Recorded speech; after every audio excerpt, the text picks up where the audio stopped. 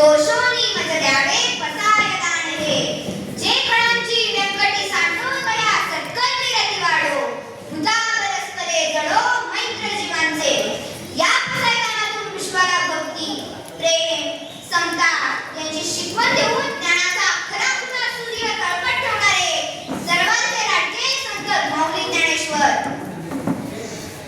नमस्कार.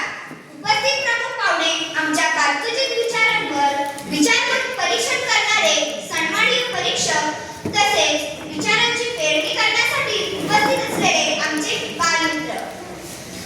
आई या शब्दात संपूर्ण जग दडलेले आहे, पण माझ्यासाठी केवळ माझी जन्मदात्रीच नाही तर ज्ञानाची, प्रेमाची, करुणेची आणि मार्गदर्शनाची अखंड ज्योत. आणि म्हणूनच मी अभिमानाने सांगते, माझी माऊली म्हणजे संत ज्ञानेश्वर. संत ज्ञानेश्वरांच्या पाऊल पुन्हा महाराष्ट्राच्या मातीत कोरलेले आहेत. अल्पायुष्यात त्यांनी दिलेला संदेश आजही नवजीवन देतो.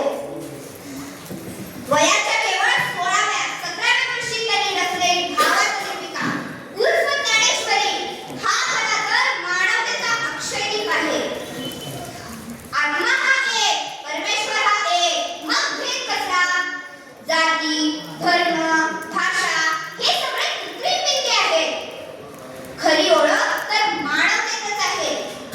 म्हणूनच संत ज्ञानेश्वर माऊलींचा प्रवास हा सामाजिक न्यायाचा आणि आध्यात्मिक न्यायाचा महामार्ग आहे. मित्रांनो, संत ज्ञानेश्वरांचे जीवन म्हणजे संघर्ष, पण तो संघर्ष फक्त स्वतःसाठीच नव्हता तर तो समाजासाठी होता. बहिष्कार केलेले, दुःख सोसलेले, पण त्या दुःखातूनच समाजाला दिशा दाखवणारे हे महान संत होते. आजच्या काळात जात, ग्रंथ, पंथ यांच्यावर तुटतो, एकमेकांशी भांडतो, पण माऊलींनी तर 1000 वर्षापूर्वीच सांगितले आहे, सर्व भूतांमध्ये देव आहे, भिंती नाही. सर्व भूतांमध्ये देव आहे, भिंती नाही. पूल बांधा. त्यांनी ओवाळला ज्ञानाचा दिवा, तिला भावनेला उत्तर स्पर्श, त्याचा प्रत्येक शब्द आईच्या कुशीतल्या लोरीसारखं जे आपल्याला शांत करते, मार्ग दाखवते. म्हणूनच संत ज्ञानेश्वरांचा प्रवास हा सामाजिक न्यायाचा आणि आध्यात्मिक न्यायाचा महामार्ग आहे. श्रोत्यांनो, तुम्ही कधी पालखीला हजेरी लावली आहे का? तर लाखो वारकरी जेव्हा विठुरायाच्या नावाचा गजर करते, पुढे पुढे सरकतात, तेव्हा मध्ये मध्ये गजर होतो. ज्ञानोबा माऊली तुकाराम, जय जय ज्ञानोबा माऊली तुकाराम.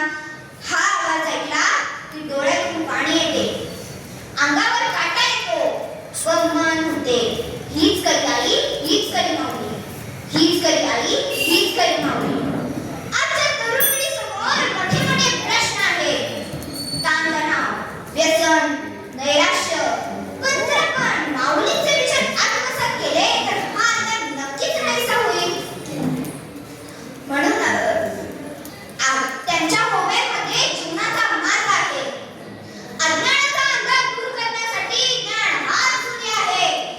भक्ती म्हणजे केवळ नामस्मरण नाही, तर सर्व जीवामध्ये देव पाहणे आहे. मान्यवर हो, माझी माऊली संत ज्ञानेश्वर म्हणजे प्रकाशाचा महासागर. ते माझ्यासाठी आई आहे, गुरु आहे, मित्र आहे, मार्गदर्शकही आहे.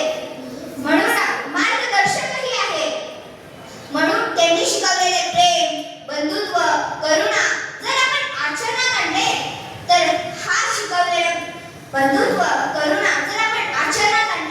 तर हा अंधार नक्कीच नाहीसा होईल. हा अंधार नक्कीच नाहीसा होईल.